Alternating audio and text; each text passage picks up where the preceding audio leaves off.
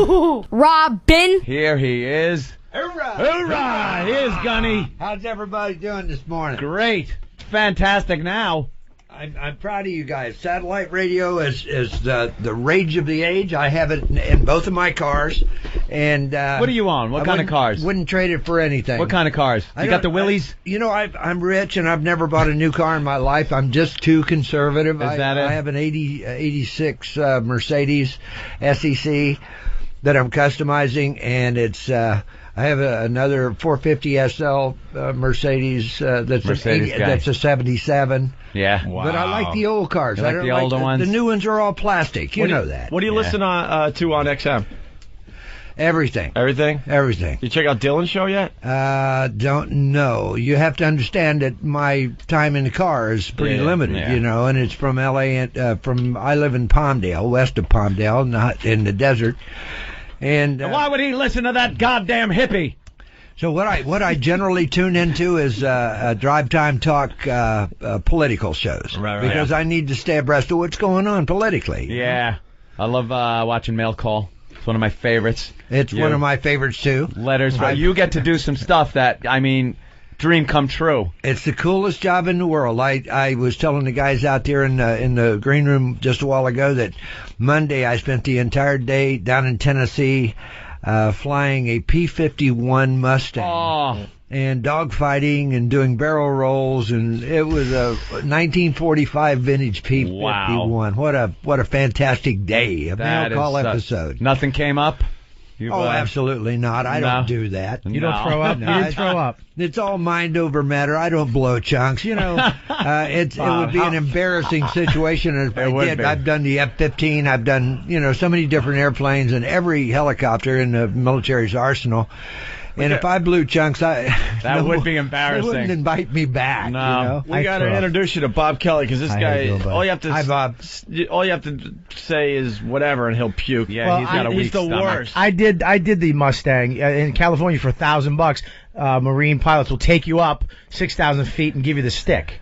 And Torgasm. There you go. Yeah. That was the plane you flew in Torgasm? Yeah, you basically, they go ahead. I mean, they're still there. Of course they're there. You're just doing in your case, I wish they would have jumped out with a chute. It's easy to fly, though. It's very easy to fly, but literally at 6,000 feet, he goes, you do this to the stick, the plane goes like that, and you don't puke. When you come back level and you see the horizon and you're still doing this after doing 4 Gs, I threw up twice. I filled up both bags. No. They changed my call sign to snacks to 2 bags. Now you know why they charge $1,000. It probably cost half that to get somebody to clean the mess up. Clean the chunks out of the. My wife is prone to seasickness, car sickness. You can't even drive across a bridge without her getting sick. No, I got sick in a Chinook when I went to Iraq to do some comedy, and they take you up in the Chinook helicopters, I think they're called, with the 50 cals in the window, the open. It's old school. I'm sure Gunny spent enough time in some Chinooks. Chinooks, the 46 is my favorite, the OCH 46. It's being replaced right now with the Osprey. Hey, you see what's going on here, by the way? Bob Kelly's trying to make his puking sound cool. He's trying to toughen up his throwing up in front of Gunny. I was at 6,000 feet. You saw a woman that you throw up like a man, right? Let me explain, though. This week alone, we had a fat girl come in with a hernia sticking out of her belly button. He puked. Yeah, he threw up when he looked at it. Yeah, I don't know. I might kind of have a little problem with that myself. It was a hernia. You could see the food pulsating through. Oh, beautiful. I actually saw her twin. Her twin winked at me through the hernia. It's like disgusting. watching a horror show. Speaking of horror shows. Yeah. Oh, no. She is a professional. Yep. We have Texas Chainsaw Massacre, the beginning, coming out this Friday, next Friday. On the 6th, and as you know, most remake that was great. The remake was great. I was a little skeptical about doing the remake because the first one was such a kick butt deal, and I was a little nervous about that. And I read the script, and we actually were able to make a better movie than the original movie, so it turned out great. And then they came up with the proposition that we should do a prequel. And I was extremely skeptical about that, simply because almost every prequel that you see or sequel that you see is riding on the coattails of the original, which was a fantastic show, and then the studios throw together a bunch of crap and expect to shove it down your throat, and you can't stand to sit through more than about 15 or 20 minutes before you leave the theater. Yeah. I'm proud to say that I was giving creative license, and we were able to just make it better and better and better. The script was good to begin with, but before we did each scene, every morning when I would come in, I would sit down with the director and the producers and whichever other actors might be in the scene. We would put on the table everything that we had, and we would throw ideas back and forth until we thought we had the scene as tight and as good as we could possibly make it. Then we shot it. Look at you. I think, and they tell me that the show is better, and I watched it. I've seen it 3 times, and I'm here to tell you that the remake, or excuse me, the Texas Chainsaw Massacre, the beginning is better than the remake was. I heard that too. Now here. Yeah, that's the buzz on the. I read a bunch of stuff on the internet about it, like this week actually. And it's really gruesome. It said it's better than the first one they just did. Yeah. A little bit. Well, it's hard to clean up you got somebody with a chainsaw. It's a little rough cleaning that mess up. The idea of a prequel is pretty good too, to see where you guys came from and how you got so screwed up. What we do is, in the remake, we had Uncle Monty in his little wooden wheelchair cruising around with no legs. How'd that happen? Yeah, what happened to Uncle Monty's legs? And the sheriff, Sheriff Hoyt, my character, has no teeth in front. His teeth have been knocked out. How'd that happen? Matter of fact, if you want to go there, how in the hell did he ever become a sheriff? This guy's a bit sick, He's a little off the knot there a little bit, but he's crazy as hell. And how did he become a sheriff? And where did Leatherface come from? Did a crow crap him out on a rock and the sun hatch him, or what? I'll tell you where he came from. He came from a female's body, and he was born, and then Sheriff Hoyt took him under his wing and gave him good guidance and leadership. And he turned out to be such a fine. He didn't take him under a porch when it started raining out? Actually, he was a very protected, guarded individual. Now, how? Because he was special. I just got to ask you about a little bit of your history and stuff. How did you get into acting? What went from the military to acting? How did you 11 pull years that off? in the Marine Corps. I was a grunt. I was an instructor most of my tenure in the Marine Corps, and got hurt in Vietnam, got retired out. I kept showing up for work, but they did retire me, and I've been with the Marine Corps for 45 years. I'll be with the Marine Corps till I die. I've been to the Far East or the Middle East 3 times, 2 weeks at a time. The Marine Corps gives me a couple of helicopters and CH-46 as a rule, and off into the combat zone I go. I wear the uniform, the flak jacket, Kevlar helmet. I've seen on Mail Call and other shows where you're in the Middle East, you're with the troops, and are you surprised and flattered of the respect that you get from these soldiers? Because I've earned that respect. I'm part of the Marine Corps. I take great pride in serving. I'll never let them down. I'll always be there for them. Nothing quite like jumping up on the hood of a Humvee out in the middle of the combat zone and getting the troops to laugh at your corny jokes, The way they treat you, though, is like you got stars on your shoulders. That's how they like you. I don't know. Because everybody knows me. I spend about 200 days a year with the military, and so these guys all know me, and they respect me because I treat them as they should be treated, with respect.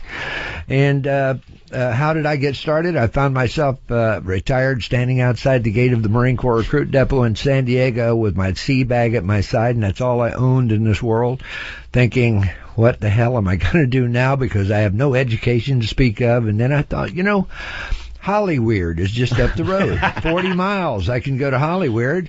I wrote a script, and I was a good instructor. And in order to keep tired recruits, 1,000 recruits awake and laughing at your corny jokes, you got to be pretty on your toes. So anyway, I was a good instructor. I figured, what the heck? I wrote a script. I went to Hollywood and I did the comedy clubs for a year. I was up there doing comedy.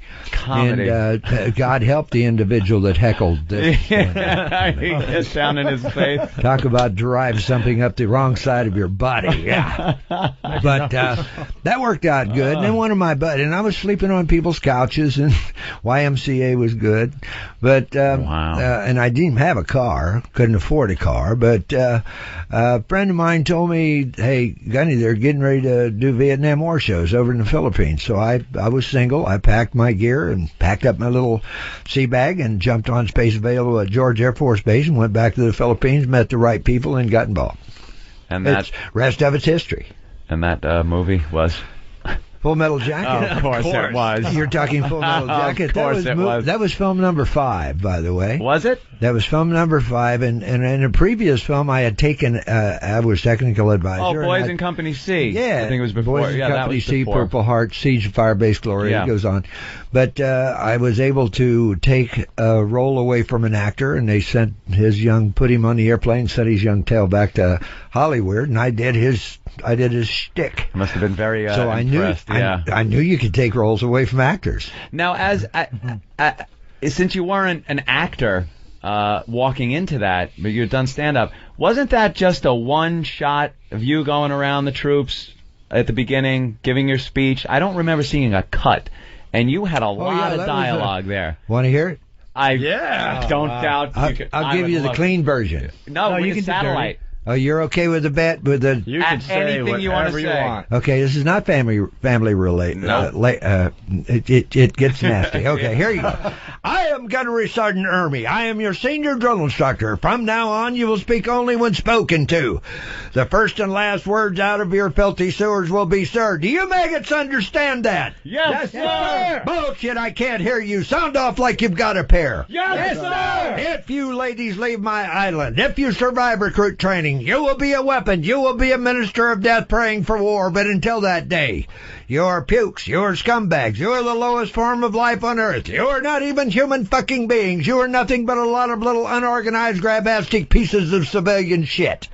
My orders are to weed out all non-hackers who do not pack the gear to serve in my beloved Corps. There is no racial bigotry here. Here we do not look down on niggers, kikes, wops, or greasers. Here you are all equally worthless. Is that understood? Yes, sir. There you go. That's his stairway to heaven. That's his stairway to heaven. Oh, yeah. That's the first time I've done that in about a year. I was going to ask. To see you do that, though, live is like, Zeppelin. That's watching Led Zeppelin do Stairway. Yeah. My favorite line in the entire movie was something that I came up with. I lost my way, and I'm not the type of guy that will just stop. I'll continue until I get back on track and then finish the scene. But my favorite line came out of nowhere, and it was, "You look like the kind of person that would fuck a person in the ass and not even have the goddamn common courtesy to give him a reach around. I'll be watching you." And Stanley Kubrick jumped off the camera truck and said, "Lee, what's a reach around?" Use your imagination, Stanley. Poor Stanley. But that was a tremendous show. I loved doing that show, and I wrote most everything that I did in the show. Yeah. And Texas Chainsaw Massacre, I was allowed to do a lot of ad-libbing. Great. So the first time I did the sheriff in the first Texas Chainsaw Massacre, there really wasn't anything written for the sheriff. So I had to basically come up with almost everything that we did, and it got to the point where we would do the scene the way that it was written. Then the director would say, "Okay, Lee, you do one." And they would let me do mine, and it was always mine that showed up in the show. Well, that's what people want to see, That's what they want to see out of you. Worked out great, and I got to tell you guys, if the beginning, Texas Chainsaw Massacre, the beginning wasn't better than the last one, I would not be sitting here, okay? I recommend it. It's a great show. Great, man. Bring your barf bag. It's a bit hard. Yeah, there you go. That's for you. We had over a $15 million budget, and they tell me half of that was spent on stage blood.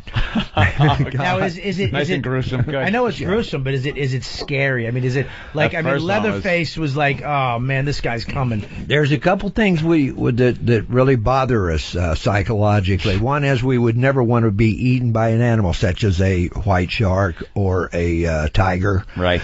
You'd be attacked and eaten by an animal. That sucks. Pretty horrific. That really sucks. Yeah. And the other thing is being cut by a damn chainsaw. Yeah. No. Just the sound of that thing cranks up. And, it's not a clean wound. No. It's a ripping thing. That's... The chainsaw had been cutting wood. It's not sharp. No. Well, I'm looking forward to seeing it because the first one, like I said, was great. You know what else is scary though?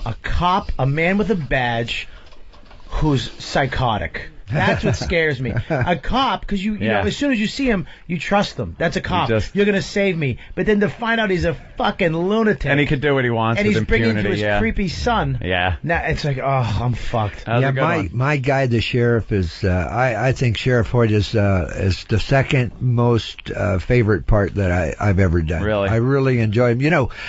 I take every role that I do, and I've done 75 feature films, and every role that I've ever done, every character, I always push it to the limit. I try to get it right up where he doesn't go over the edge, but he's right up to the limit. Mm-hmm. Nothing aggravates me more than a director saying, take it down, bring it down a couple of notches, and less is more, which we know is a crock of shit. Less is not more. I don't know who came up with that, but they're full of crap. Guy with a small dick. Yeah, I guess that's somebody who's sexually insecure. There you go. The guy you're stealing the scene from. But this guy with the big one knows where to go, And the beautiful thing about Sheriff Hoyt is, God, he's a sexually perverted homicidal maniac. There is no over the damn top with this guy, and they just let me go berserk, and I have a great time doing him. He's fun. He's looking forward to seeing it. Can we ask about your ring? Yeah, I'm looking at that diamond. I can't take my eyes That off. would be the mother of all Marine Corps rings. Wow, I went to the my old ring I wore on my right hand. That's my change pocket, and I wore the emblem off of it over the years. And about 10 years ago, my wife asked me what I'd like for Father's Day. And I said, well, I pretty much need a new ring. We looked all over the PXs and couldn't find, they were the common, usual, not so cool rings. Mm-hmm. And so I sat down and I made a couple of sketches and gave her a pat on the butt and sent her off to the jewelry store, and she had this guy make this thing. It turned out a little bit larger than what I had in mind on paper. I thought you were a rapper. rapper. It's the Super Bowl ring of the Marine Corps. For you're bigger than life, so you ought to have a big ring. But if you're secure in your masculinity, a man can wear jewelry, That's true. How many carats? I don't want to. A diamond. That's 4 carats. Oh wow! But it didn't just. It wasn't the jeweler's born. loop out of your eye, Rich. It wasn't born being 4 carats. It was actually, when it originally was made, it was a half carat.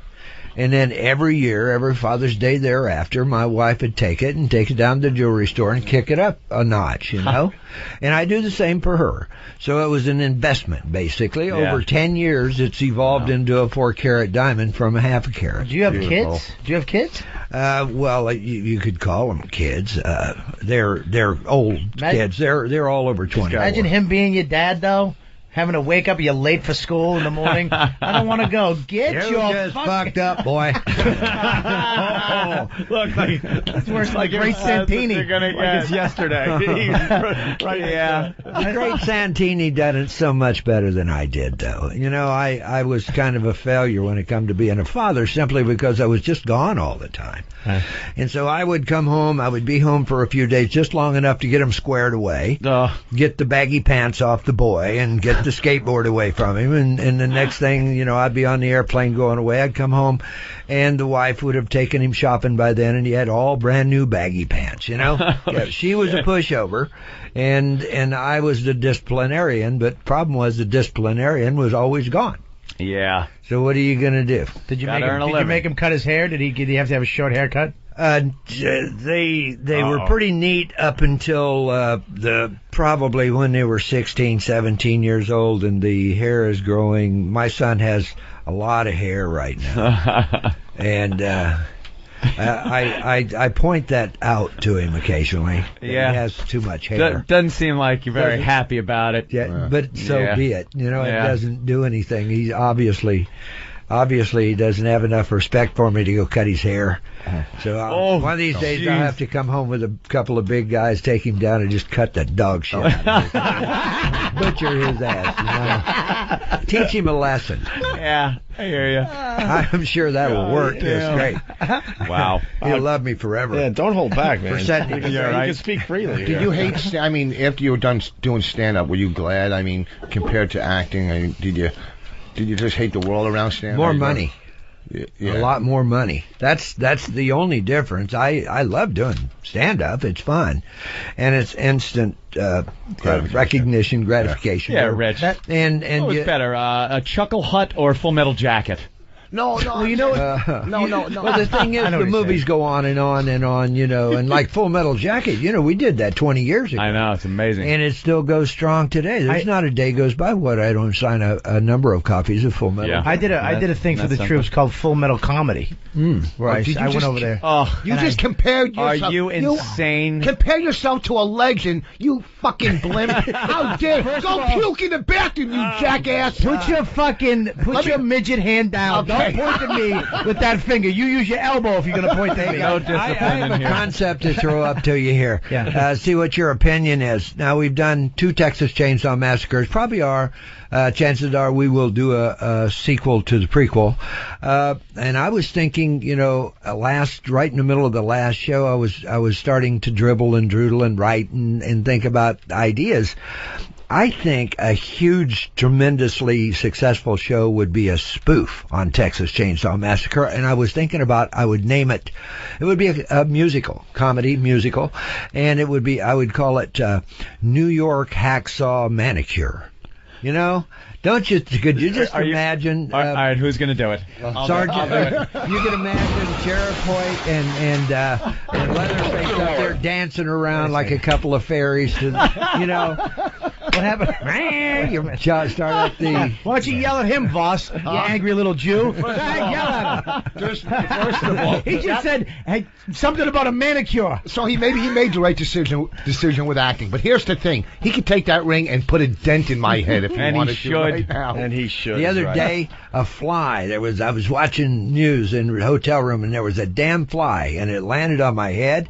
And not even thinking, I hit that fly, and it nearly knocked me out. I saw stars for about a minute after that. You know? Oh, shit. But this ring is a lethal weapon. I have to be very careful with it, you know? God damn. Well, my point was with that thing is that back then you say now comics make more money now.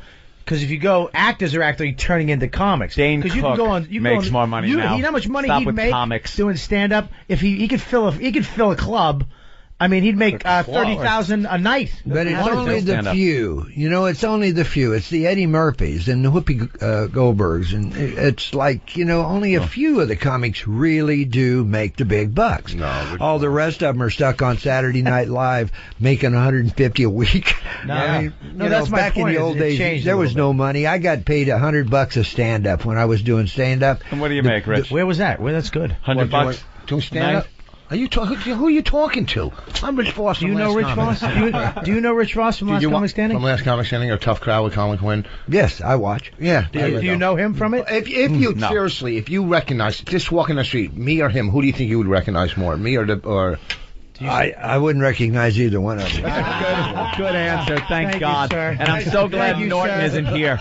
I am so glad Jimmy Norton isn't here because it would upset me if you did recognize Jimmy. And Jimmy is a big fan. The tough part is, you know, there's a lot of actors that are doing singing now. You know, they'll go into singing. Of course, if you have a hit record, you make money. Mm-hmm. But you can sing all damn day and not have a hit record, and you're not going to make beans. You know, it's like writing that book. You first of all have to make back the $35,000 advance they gave you before you make a penny. Well, I wrote a book about 3 years ago, and the advance is all I saw. That was it? That was it, you know, and it's a good book, and they sold a bunch of copies, but it's got to be Harry Potter, you know, in order to make money on it. What was it about? Called Mail, Called the Book.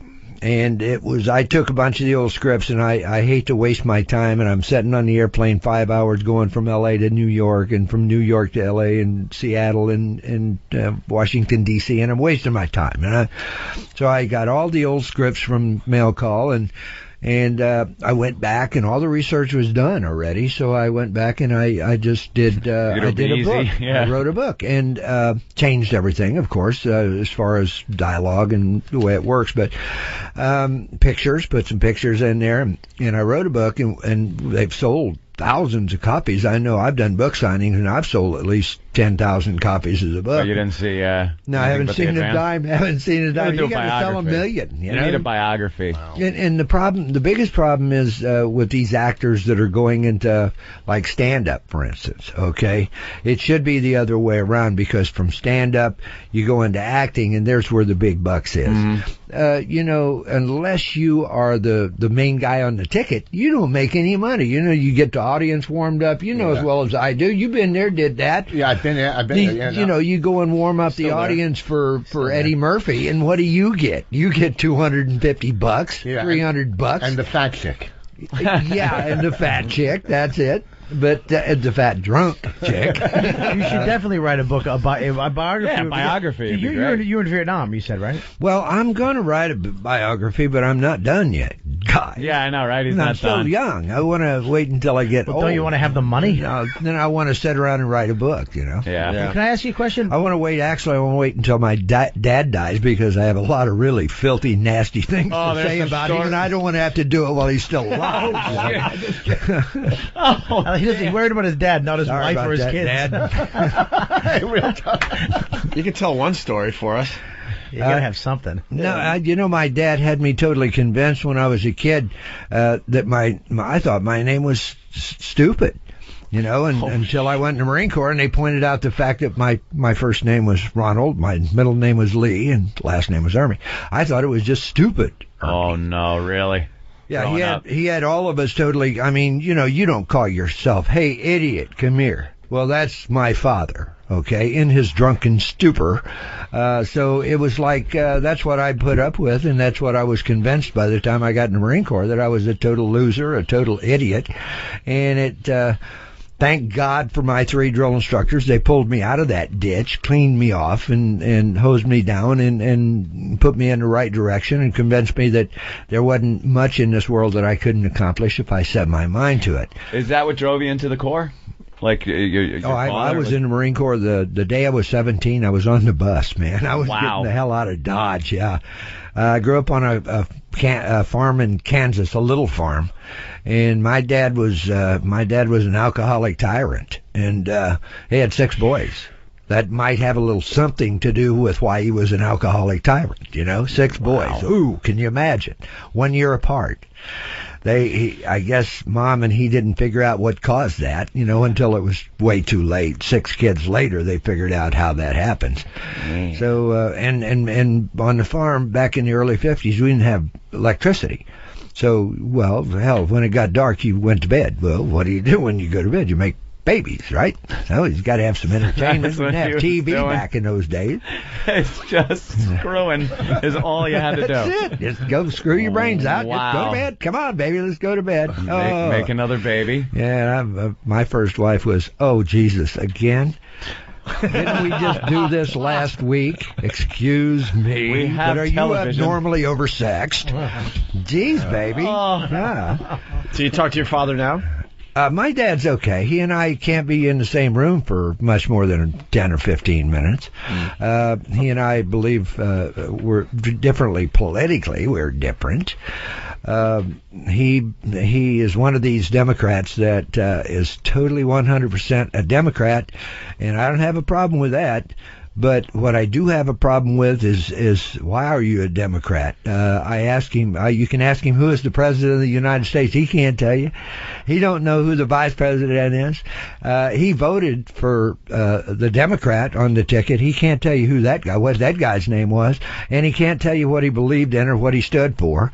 All he knows is that back in the 50s, the Democrats were union men, and he's a union man, and the reason he got decent pay when he worked for the the railroad was because they went on strike, and the Democrats backed them up, the unions, and Wow.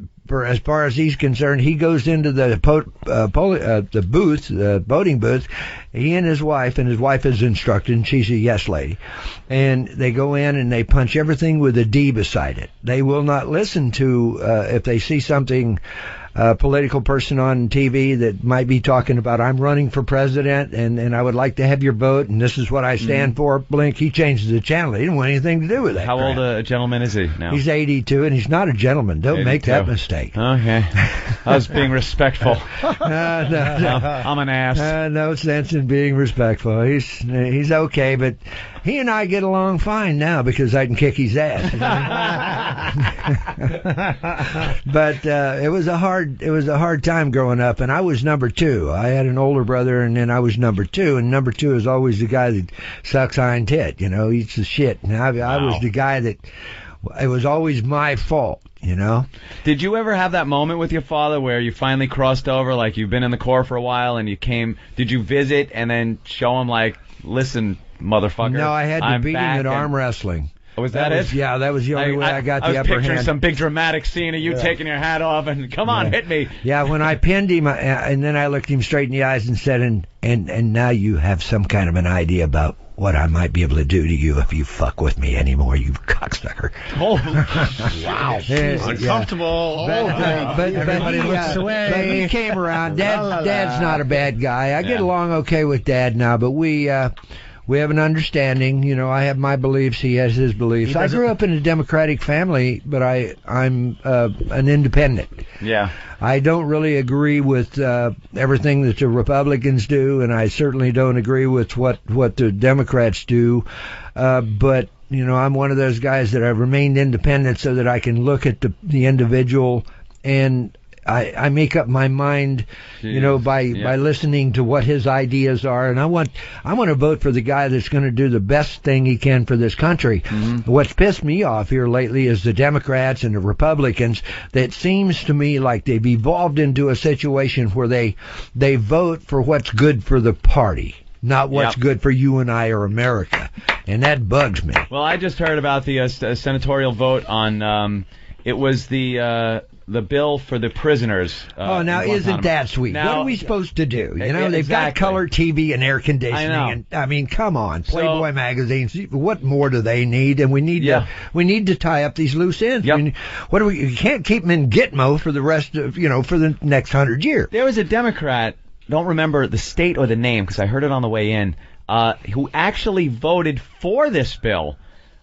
So during the next election, his competitor, the Republican, can't run ads against him saying he, voted down the anti-terrorism bill. He actually voted against what he wanted to do, just so his opponent guy wouldn't have ammo him. to shoot at him. Right? What the kind of guy? You vote for what you feel is supposed to be right. You think that's what they're doing? You mean you vote with your heart? Would you be saying something like that? I would think you would vote. Some stupid thing like that is like perhaps what you feel is best for the people that you're representing. Yeah. One that cracks me up is Ted Kennedy. I get the biggest kick out of him. Like a pope. I spent 4 weeks in Iraq. I wore the uniform, the flak jacket, the Kevlar helmet. I was out in the field with the troops in the combat zone. We got stuck in firefights.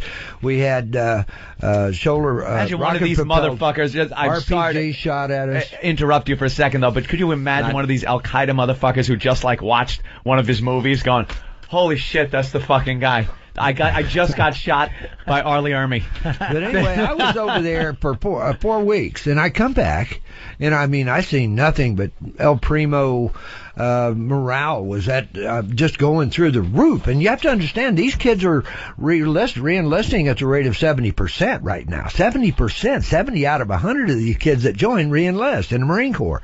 So they re-enlist knowing damn well that they're going to go back to the sandbox and fight this war some more. Mm-hmm. Now, that tells me that they must have tremendous faith in their leadership. And their leadership is George W. Bush and the administration and the generals that are in charge, the Joint Chiefs of Staff. Now, I came back watching these kids. These kids were just fantastic. I mean, they're stepped up to the plate and they're getting the job done. Things are happening over there. Trust me, we are winning this war, big time. And I got back, and the first morning I jump out of the rack and I turn on TV, and here's Ted Kennedy saying, "The morale for our troops is at an all-time low in Iraq." And you know what? I didn't see Kennedy over there any place when I was there. And here he was. All I saw was great morale. And all I hear from this jerk is morale is at an all-time low. You know, if it was going to be at an all-time low, that would be exactly why right there. Because, you know, one unit doesn't have any idea what the morale's like 50 miles away in another unit. It may be at an all-time low as far as this unit knows. So Ted Kennedy, somebody of authority in our government, a high prestigious individual, comes on and they hear him saying morale's at an all-time low. The troops are thinking, gosh, maybe my unit's the only unit in Iraq that has great morale. Maybe everybody else's morale is at an all-time low. My God, maybe we should get our morale under control and get it back down where it should be. Well, I hope our military wouldn't listen to Ted Kennedy with much well, you know, but it's our elected officials, these people that are supposed to be, you know, knowledgeable and intelligent and sharp. It seems to me like I'm not real pleased about the administration. I mean, I would have rather had somebody to vote for last time. Yeah, you know, absolutely. for president. I'm not happy at all with the way Nick Romney, I think, is brilliant. Have you listened to any of his stuff? No. You know, he's been talking and he's been on TV, and he is the brightest, most squared away, patriotic individual that I have seen in government for years. And I'm thinking Mick Romney might be the guy that we might want to look at next time. Of course, I'm going to have to listen to him a lot longer, you know, and find out some background history. And that's what people never seem to want to do, is really take a look at both sides or listen to one guy's opinion if it isn't such a staunch party line. If you don't believe the way they believe, they won't listen to you. Right. Yeah. Well, I've of course out in Hollywood, you know, we have a few of those out there that liberal off the deep end. I don't mind. Barbara Streisand's one of my favorites, who writes on her blog and lives in her gated house, never goes out to see what the real world is all about. Yet she knows what solves everything, how everything should be run. That's where I'm different. I do get out in the real world. Yeah, I spend half my life with the troops. I take the word of somebody that's been around and under fire with the troops than I will any politician or entertainer. I found out that you're very polite, and you will stand there, independent or a Republican will actually stand there and listen while a deep end, far off the deep end on the left, liberal tells you all about how he feels about it, and this is the way that I see it, and that.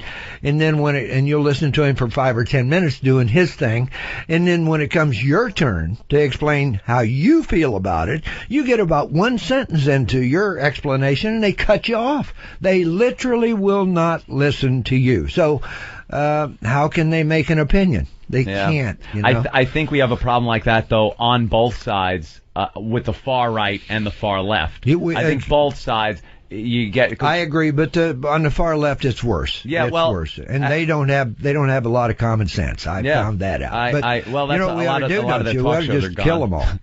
Just kill the bastards, line them up, just dig a big old hole. You know, as a matter of fact, we could make something out of them and possibly build that wall down on our southern borders with those bodies. You with know, the bodies of the nobody want to come near that stench and that fly mess and maggots. I love this guy. But you know. That's another thing that cracks me up. Here we are faced with an invasion from the south, and I do mean an invasion. They've closed down all the half of the emergency rooms in Southern California are bankrupt. They've closed them down. Yeah.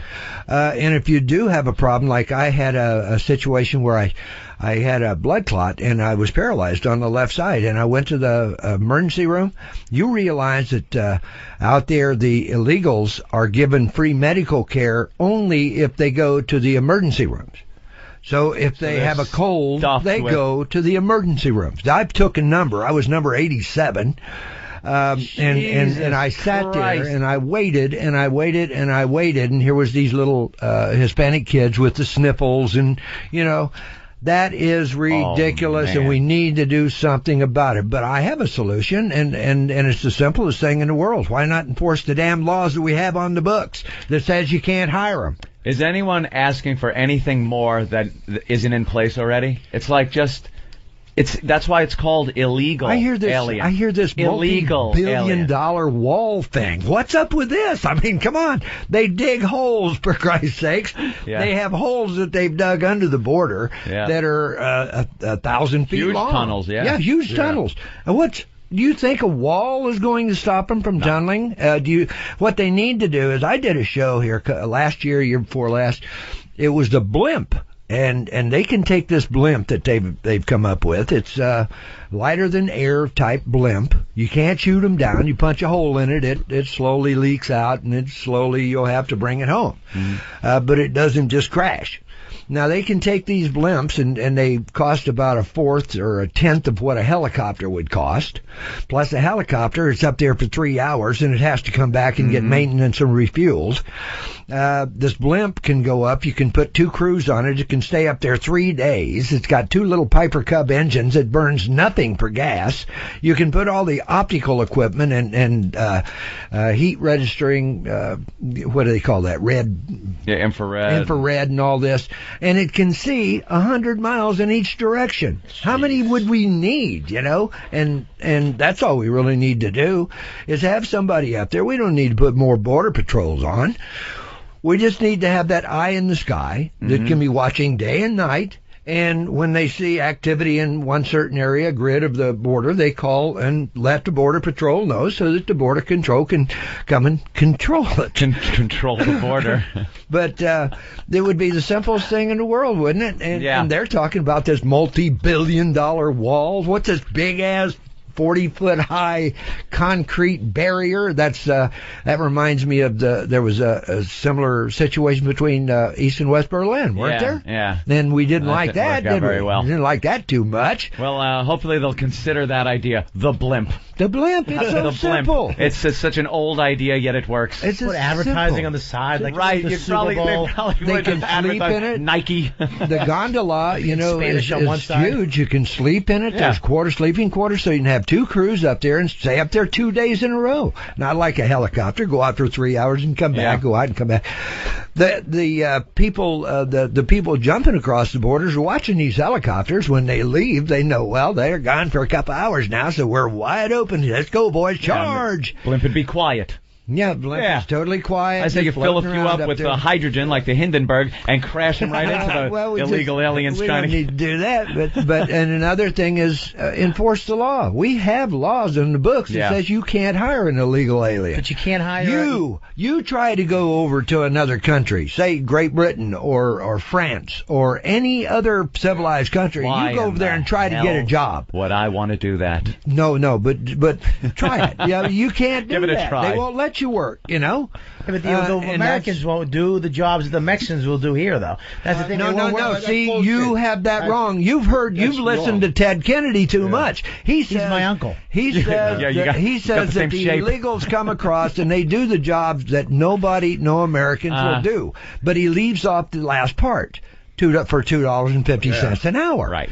Of course Americans will do those jobs, but not for $2.50 an hour like the illegals will. That's the difference right there.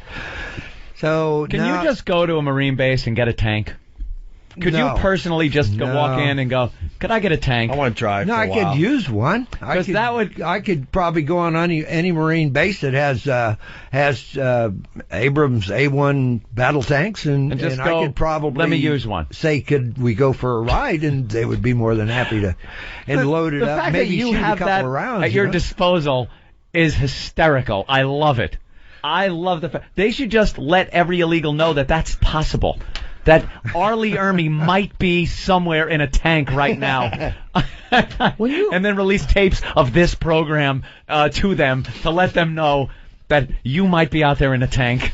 You know, I have all the respect in the world for the folks that have come over here legally, done the paperwork, and done it right. My son married a Filipina. My wife's a Filipina, and I kind of was wanting him to. I was kind of pushing him in that direction. So he's been going on vacation with his mom for the past few years, and he finally fell in love with a old family friend, and they got married in January. Do you realize that they're still working on her paperwork, and they haven't been able to get her back yet? Wow.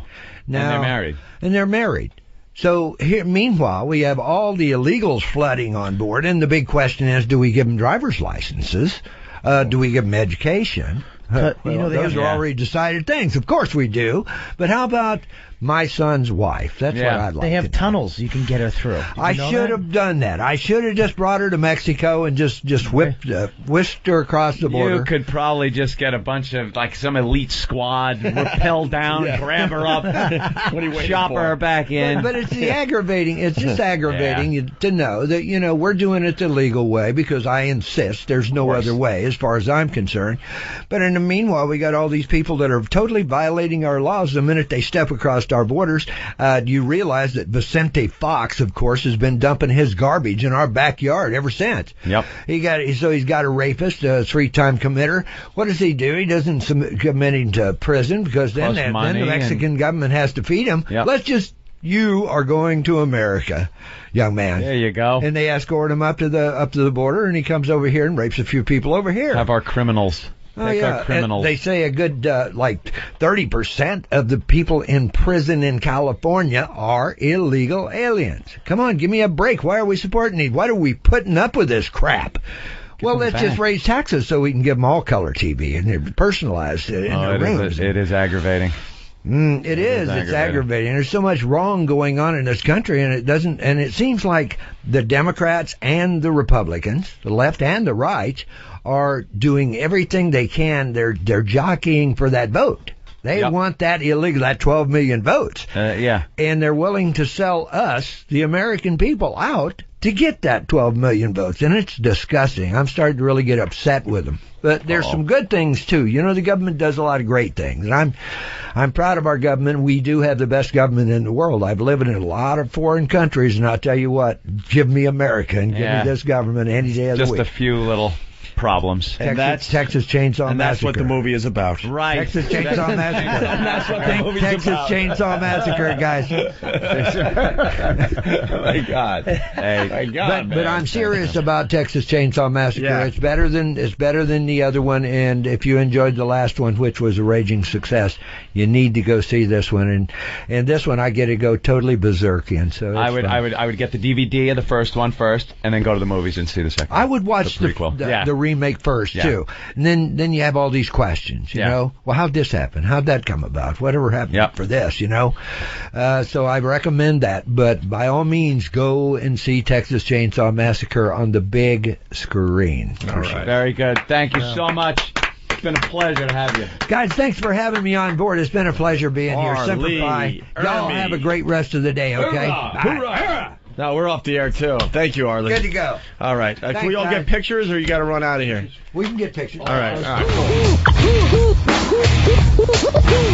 Robin, Robin, Robin.